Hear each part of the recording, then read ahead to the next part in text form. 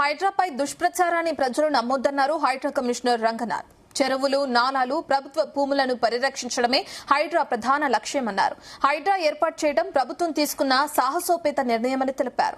సంస్థ స్వాధీనం చేసుకున్న భూముల్లో 85% అగ్రకులాలకు చెందిన వారివే అని చెప్పారు. హైడ్రా దృష్టిలో అందరూ సమానమేనని, రాజకీయ పార్టీలు, వ్యక్తుల పట్ల ఎలాంటి పక్షపాతం ఉండదని స్పష్టం చేశారు. హైడ్రా రాత్రికి రాత్రే ఇళ్లను కూల్చివేయదని, ముందస్తు నోటీసులు జారీ చేసి అన్ని చట్టపరమైన ప్రక్రియలు పూర్తి చేసిన తర్వాతే చర్యలు చేపడతామని చెప్పారు. హైడ్రా వంటి సంస్థ లేకపోతే మరో 10 ఏళ్లలో చెరువులే కనుమరుగయ్యే పరిస్థితి ఉందన్నారు హైడ్రా కమిషనర్ రంగనాథ్. తెలంగాణ రాష్ట్రీయ లోక్ దళ్ ఆధ్వర్యంలో లగ్డికబ్బుల్లో హైడ్రాపై రౌండ్ టేబుల్ సమావేశం నిర్వహించారు.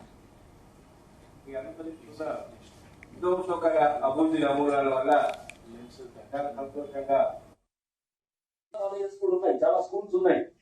వీటి మీద అంటే ఏమన్నా అంటారు, ఇది ఎంఐఎం అంటే పాతమ కాలేజ్ మీద ఎందుకు అంటే ఎంఐఎం అనేది సాఫ్ట్ అన్నారా?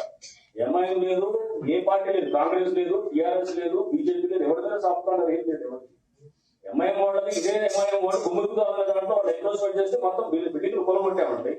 మొన్నటికి మొన్న ఏది అక్కడ రాజశేఖర్ నగర్ పార్టీలో అక్కడ కూలగొట్టాం, 6 బిల్డింగ్లు కూలగొట్టాం. అది మొదలెట్టి అంటే ఇమోషనల్ గా వచ్చే డిమాండ్స్ ని హైడ్రా రియాక్ట్ కాదు. దానికి డెఫినెట్ గా దానికి చేస్తున్న క్రమంలో మేము రిప్లై అడిగాము. అది ఆ డిపార్ట్మెంట్ నుంచి రావాల్సిన ఈ రిప్లై లోపల హైకోర్టు లుకింగ్ చెప్తున్నారు ఎందుకు ఈ టైంలో కన్స్ట్రక్షన్ చేసింది కదా, దాని మీద ఏం చెప్పారు high court Telugu. So high court seize of the matter. So అంటే అనేది హైడ్రా నెవర్ సైలెంట్. అది కూడా మీరు గుర్తుపెట్టుకోవాలి. ఏంటంటే మీరు వీళ్ళకి ఒకటి వాళ్ళకి ఒకటి అనేది కాదు. 100 స్కూల్స్ ఉన్నాయి, 1000 కాలేజీలు ఉన్నాయి, ఇక్కడ చాలా ఉన్నాయి.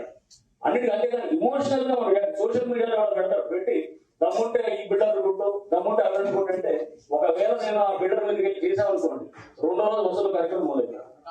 అంటే ఈ మీడియా వాడేవాడు హైడ్రాకి మంచి కనెక్షన్ ఉంది, బాగుంది, దాంట్లో నెక్స్ట్ ఇతను పని పెడితే కనుక నెక్స్ట్ వసూలు కార్యక్రమం మొదలైంది. అందుకోసం కాన్షియస్ గా కూడా ఉంటాం. ఈ పబ్లిక్ డొమైన్ లో పనిచేసేటప్పుడు కొంత జాగ్రత్తతో ఉంటాను అన్నమాట. అంటే ఎక్కడికక్కడ ఇష్టానుసారంగా ఎవరు పెట్టారు కదా అలా అని పనిచేయడం అంటే సెలెక్టివ్ యాక్షన్ అనేది కాదు. సెలెక్టివ్ అంటున్నాం. 30,000 కంప్లైంట్ వస్తే have to pick up somewhere. And మీరు అమీన్పూర్ లాంటి ఇష్యూ మన ఇంకా చెప్తున్నారు, అమీన్పూర్ నుంచి వచ్చారు, 1 year పట్టిందండి ఎంక్వైరీ చేయడానికి. అందరికీ తరఫున తెలంగాణ రాష్ట్ర ఉద్యోగం భాగంగా నీళ్లు నిధులు నియామకాలు